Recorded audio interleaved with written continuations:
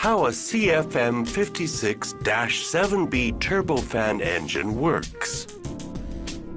To make an aircraft move forwards, we need a pushing force or thrust, which we create by making the air accelerate between the front and the back of the engine.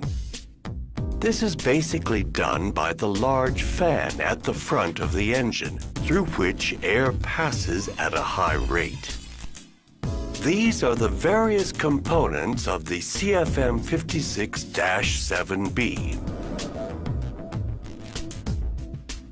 The fan, which is a large diameter propeller.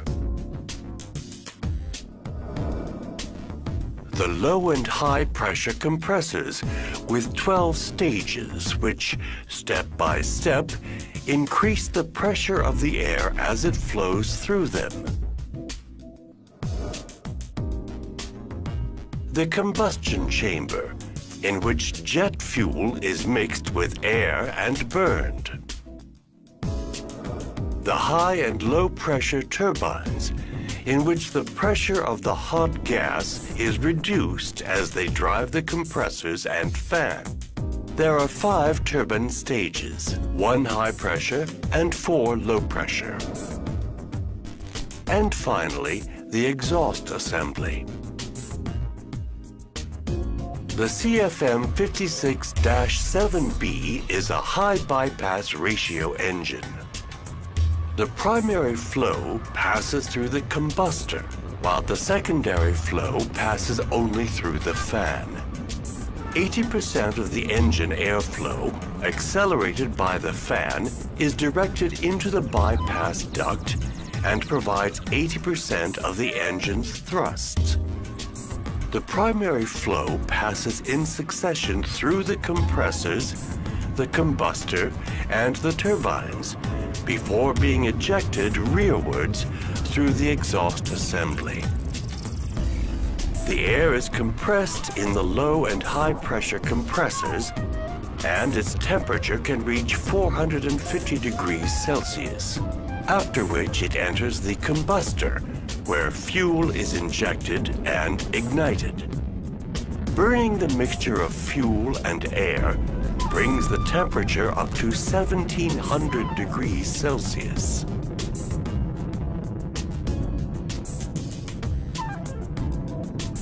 Finally, the accumulated energy is extracted in the 5 turbine stages immediately after the combustion section. The pressure of the air drops as it passes through the turbines and makes them spin. And the turbines, whose shafts ride within one another concentrically, in turn drive the fan and the 2 compressors.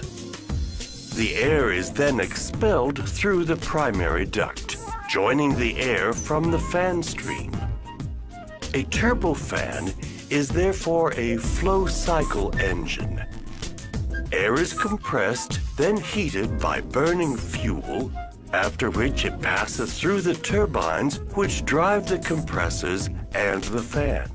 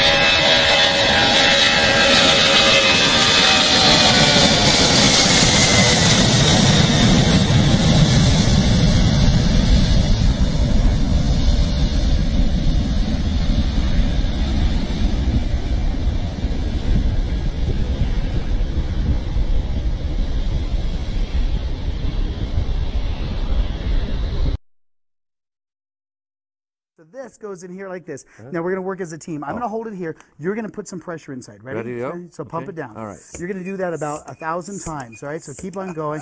This is an area of high pressure, and as you're pumping it in here, we have high pressure, right? That high pressure is causing those molecules to now start to heat up. I think you're good. You ready for this? Watch this. Don't take your eyes off the bottle. Watch. 3, 2, 1. Oh, sure enough. Isn't that amazing? That is amazing. And there is your cloud in the bottle. Instant cloud. So we had all of those particulates, that were in there, and we had the moisture that was there condensed.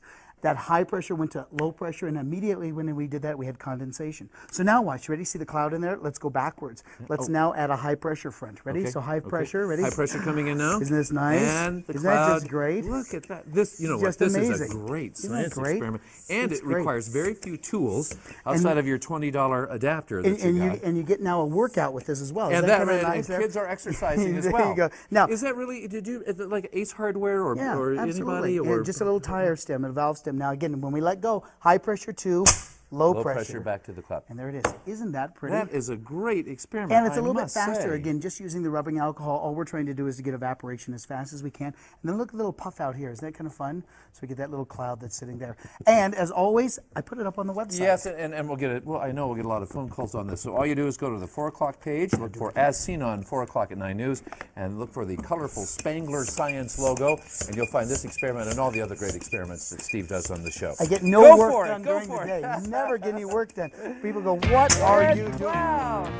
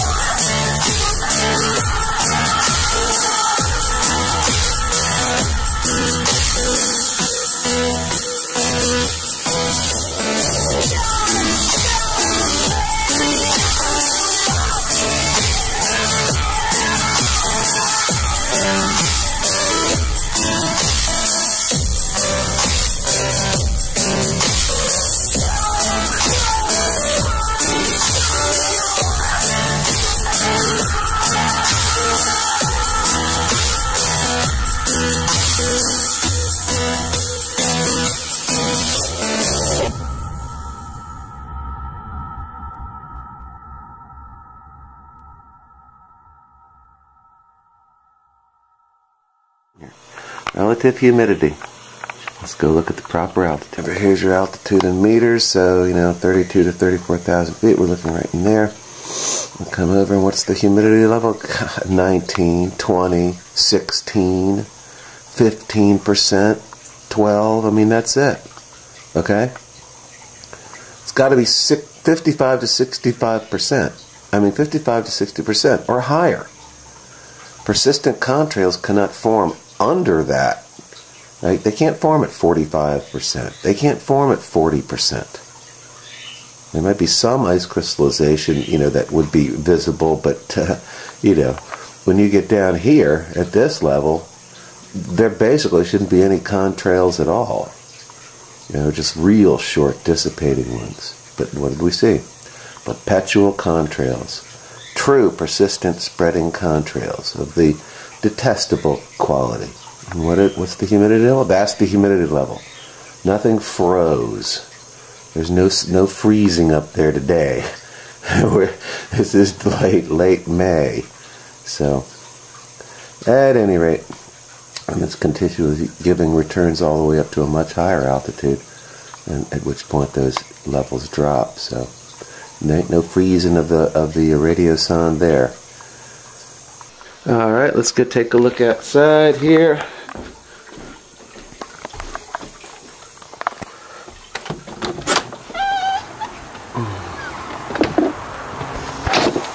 Yeah, see it? Right? That's your jet trail. It is spreading. It is completely persistent, which is the understatement word for perpetual. And what did we find the humidity levels to be?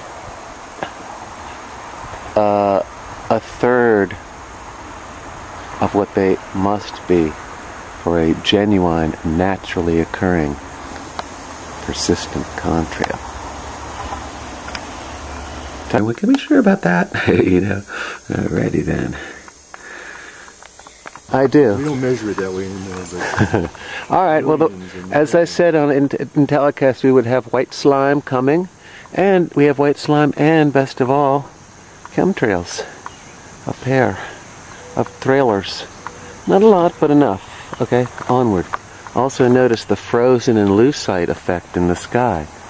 See this clouds? There's virtually no movement in them. It's like a still photograph. Okay, here's them pretty clear, but the good news is they're coming out, boy. They are coming out. Maybe we can go plane finder that guy. Oh, sorry about that. It's Sunday the 25th. Alright, so there I am. Right, I think I just bisected my house. And who is it? What's that guy right there? Where is he from? London. So he's loaded up there, British Airways.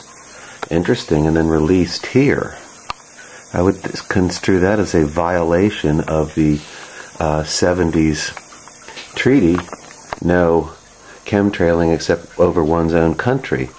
You know, can you actually use other people's planes from other countries if it's released over your country? It's one thing to load your own up overseas and release it here. It's another to have, you know, Lufthansa or British Airways doing it. Alright, that's right near me. So what we got? I'm going to have to be fast because I'm running out of tape. Relative humidity at the proper altitude. What do we have? Ooh, yeah, man. Massive chemtrails and the humidity is extremely low, right? Clouds that are frozen. See? I'm just going to watch for a second because I'm running out of tape. It's like, it doesn't get any more stationary than that. But what do we also have right there? That's a persistent contrail right there. So the humidity levels are far too low to possibly support that. And you also see there's white slime up there as well. See it above those cumulus clouds right in there? Humidity levels are far too low to support that too. So it just shows you it's their junk floating round and round. There's a good shot of it right there. That's one right there. It's a shred they released. Control is all about. It's frozen in lucite. Might as well be a still photograph. And this is pretty typical. Quite typical. 325, check this. Alright, this is great. Watch this. It's a team of two. Right? See the two trails? Notice the different color. One's blue, the other's brown. You can't see it? There are two of them right there. They're practically running into each other. See it? Right there? And right there. It's definitely magnetic powder, and I'm going to run in. Here comes another pair right behind them. See the collisions along the line? Okay. I don't want to waste a lot of tape. There's two of them. Those guys are right side by side. Right there. One kind of dissipating. Big boy. Going the whole way. And they got a third one right behind him right there. So let's go see if any of these guys are on. That's totally a team. There were two teams.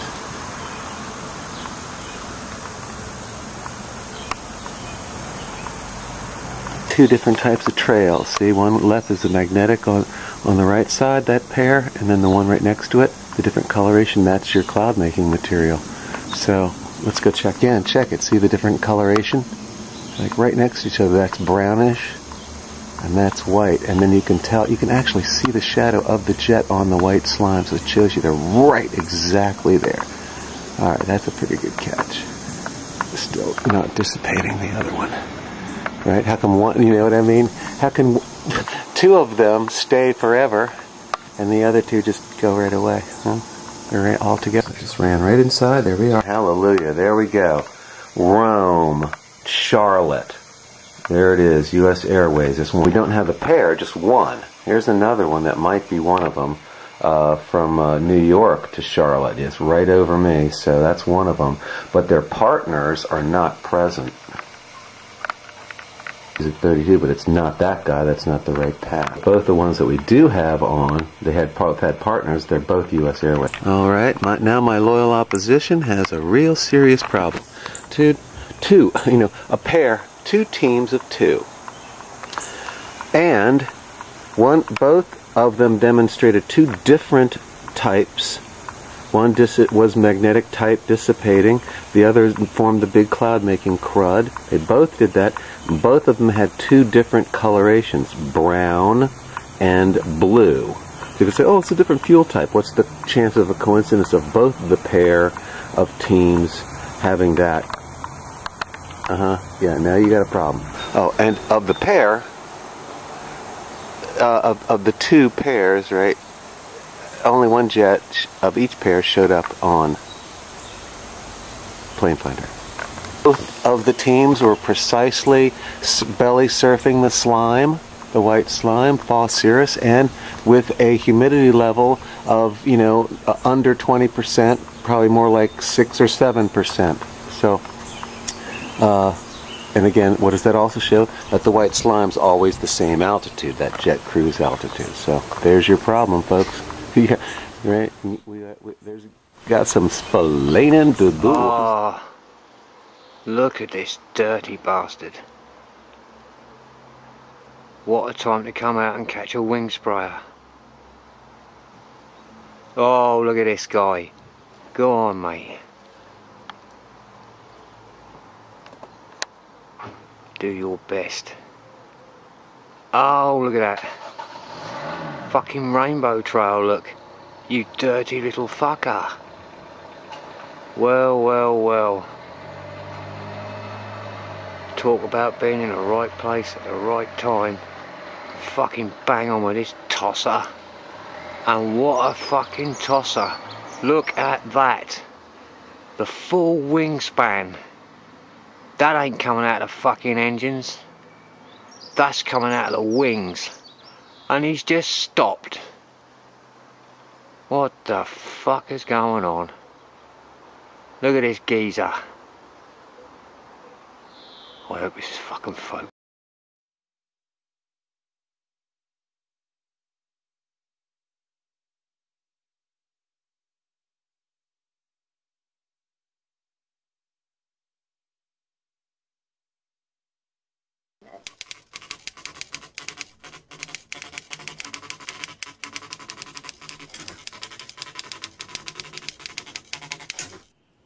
The trails that persist that I've seen over the last few years are very different to any trails that I've ever seen before, and I do not understand how they persist so long.